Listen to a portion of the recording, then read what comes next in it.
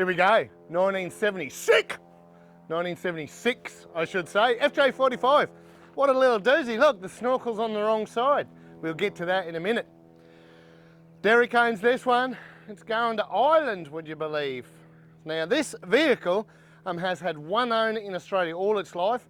I don't know the exact town. It was bought near the border of, it was bought in Victoria, went straight to New South Wales, and has had one owner. And he's done an engine conversion, we'll get to it, but he's owned it the whole time. And Derek already owns a 40 series, a shorty in Ireland, and he's a farmer. He wants a ute for the property to just to use. Basically, he's just into them like the rest of us. So this one, he purchased it and he got hold of Mr. Landcruiser and ACL Electrical, which is everyone should know by now, which is the looms. We'll have a look at that too. And he's got hold of us. We've done a heap of work to it, and now it's ready to go into a container, and Derek's going to enjoy this when he gets it home. I believe he's going to get to the wharf and do the little 3-hour drive home in it and really enjoy it on the property. So we haven't touched the patina or anything about this car. This is sick. You can tell a lot of people, they're real popular now to leave them in this farm spec look, but we have gone right through it. Up the front, that bull bar that was always on it stays on it for Derek. We have upgraded the lights. He wants to drive around the property at night, so we've got the JTX headlights from Mr. Landcruiser. And underneath this vehicle, we have done a full terrain tamer, 50mm lift on it. So it's all new suspension. Sits quite nice. It's nice and light at the back. We've got his old tyres in the back because he'll take them as spares back at home. Alloy tray, always been on there as far as we know, and we're leaving that on there. Also, while we're down low, let's look at the tyres. This is a really a cheap Chinese set. Derek said that he's going to use these, but he's got his own preferences over there, but he wanted something decent so he could drive it straight away. And what it came with was definitely not legal at all. We've dressed a few things, indicators, the mirrors, things like that. Just like a roadworthy, without a roadworthy. We've gone through, turnkey, tidied it all up. It's come up a treat. Now the only thing that's fiberglass on this is that driver's guard, and we've left that alone. Derek talks in the future, he's got spare parts, he's talking about changing the guard over, but for now we've just left it alone as is, and that's how she'll go home. But let's get to it. What motors it's got, let's go and have a look.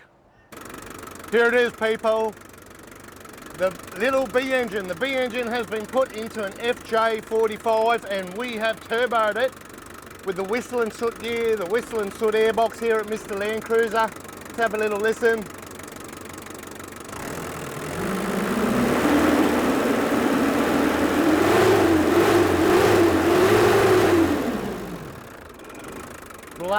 Bloody beautiful.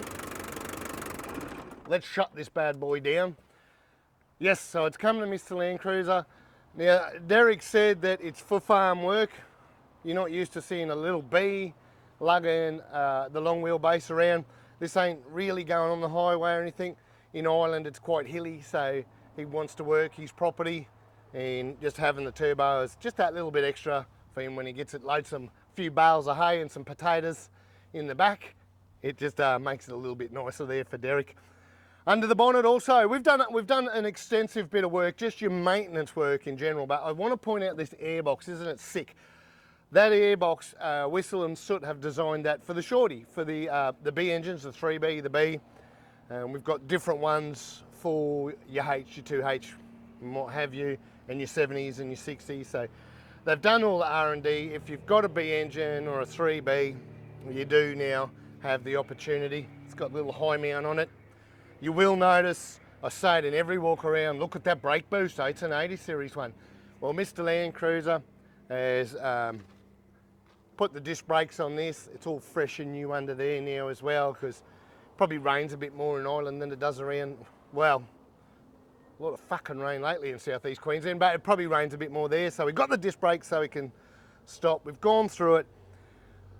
ACL, totally wired this one. Everything loom is brand new. Now, if you don't know, ACL electrical only do 40 series. Sorry, every other model of car, not sorry, only 40 series. But when they do them, they're custom, so they'll do them to your spec, to your engine requirements, any engine at all, as long as she's a 40. Even if you change the chassis, Claude's an enthusiastic 40 series lover, so that's what he does the looms for.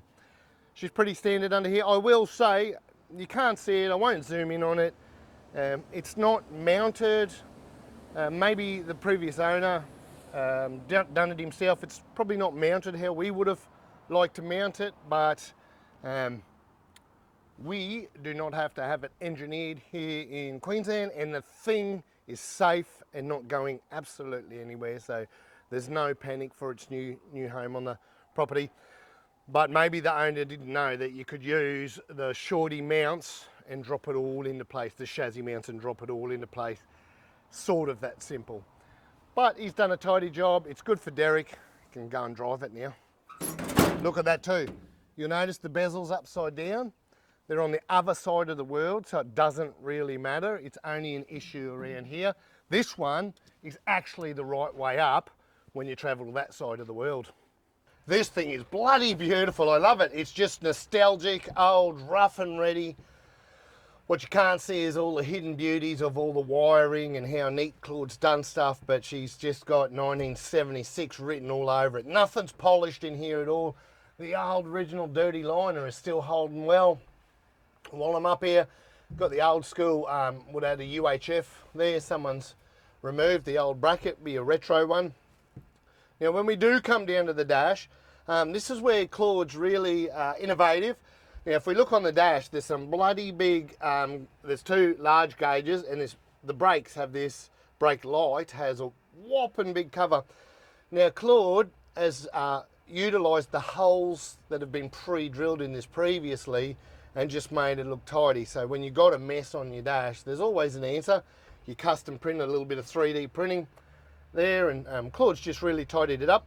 And he's also put a modern stereo in there with a retro look, and that leads me down to the floor. Near your kick vents, you can still utilise your kick vents with your hands, but it's got the speakers down there out of the road as well, again utilising space. This one has got an excellent floor in it. He's got a bloody good, it looks a bit patina rough, but it's a good blank canvas for Derek.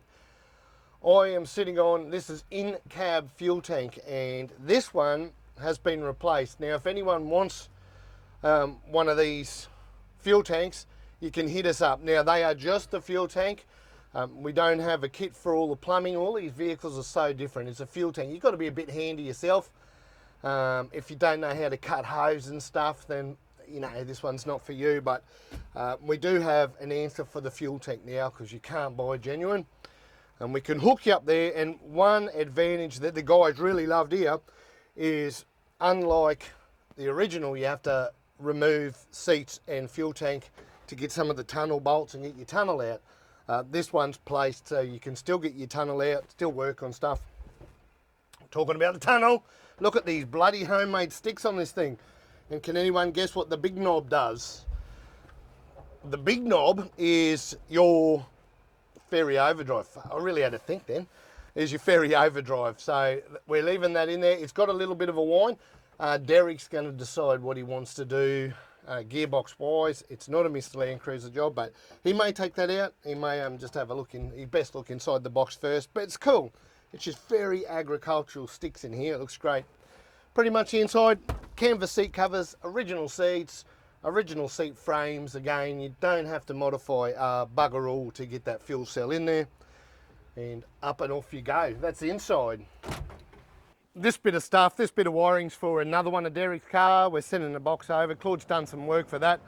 But you look at the braiding on this. This is what Claude does, just the quality. He does the same, he's got the machine, does the same sort of stuff for the Caterpillar, the D9 and what have you. Good, hard, industrial braiding. When I'm under the bonnet, you're not going to see plastic congeal and all that cheap shit. You get what you pay for, and Claude does it all by hand, does it at home, does a really good job. So that's the loom. Also on the other side of this, Whistle and Soot do the 3B turbo for the shorty, so they normally could offer the exhaust system, but this one, we've gone down to our mate at Barney Exhaust. Trent runs that these days. They turn our work around pretty quick and they do a nice clean job if you're in Caboolture at old Barney's. And so he's done the pipe right through for us on the rear.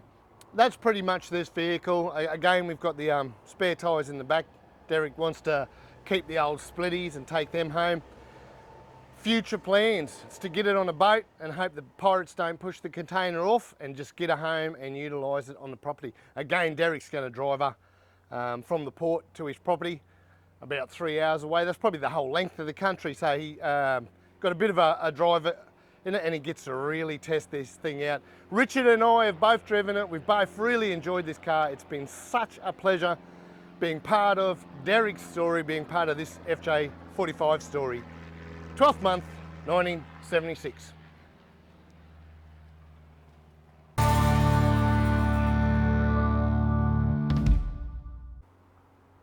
Here we go. This is an FJ45, 12th month, 1976, cunt. No, 1976.